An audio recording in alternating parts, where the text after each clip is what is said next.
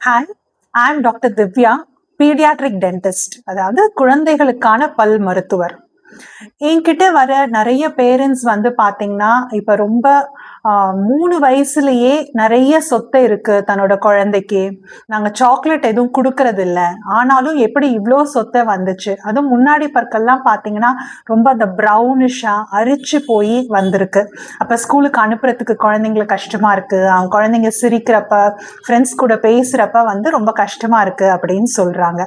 So அது எதனால வருது, அதுக்கு சொல்யூஷன் என்ன அப்படின்றத நம்ம இந்த வீடியோல பார்க்க போறோம். ஸோ இப்போ இதுல பாத்தீங்கன்னா உங்களுக்கு 3 இமேஜஸ் தெரியுது. இதுல ஃபர்ஸ்ட் இமேஜ்ல பாத்தீங்கன்னா லைட்டா வெள்ளையா கோடு மாதிரி தான் இருக்கு. இதுவே வந்து குழந்தைக்கு ஒரு வயசு 1.5 வயசுலயே முன்னாடி இருக்க பற்கள்ல சொத்த ஆரம்பிச்சிருச்சு அப்படின்றதுக்கான அர்த்தம்.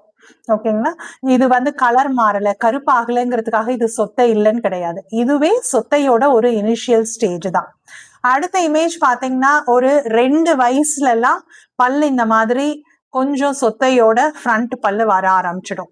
இதை நம்ம கேர் எடுத்துக்காம விட்டோம்னா 3 வயசுல முன்னாடி இருக்க பற்கள் டோட்டலா அரிச்சு போயிடும்.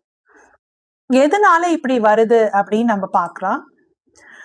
நிறைய பேர் வந்து பால் பாட்டில் வந்து ரொம்ப நாள் என் குழந்தை வந்து 4 வயசு வரைக்குமே வந்து என்னோட குழந்தை வந்து பால் பாட்டில்ல தான் பால் குடிச்சாங்க, அதனால இருக்கும் அப்படின்றாங்க.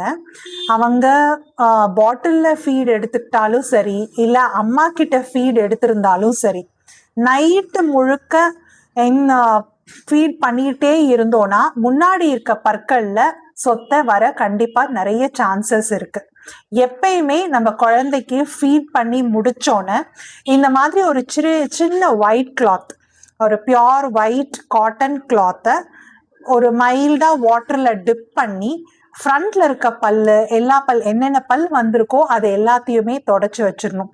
அது நைட் நேரமா இருந்தாலும் சரி, நீங்க 2 o'clock midnight 3 o'clock ஃபீட் பண்ணியிருந்தாலும் கொஞ்சம் சிரமம் பார்க்காம இதை செஞ்சுட்டு குழந்தைய தூங்க வச்சிங்கன்னா பல்லுல சொத்தை வராது.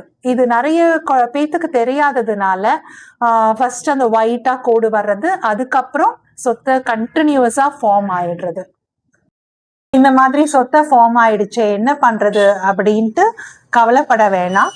நிறைய சொல்யூஷன்ஸ் இருக்கு. சொத்தை மைல்டா இருந்தா ஃபில்லிங் கொடுத்துக்கலாம். கொஞ்சம் சிவியர் ஆயிடுச்சுன்னா நம்ம வந்து ரூட் கிளீனிங் கூட பண்ணலாம். அது குழந்தைங்களுக்கான ஒரு ஸ்பெஷலைஸ்டு மெட்டீரியல் யூஸ் பண்ணி பண்றோம்.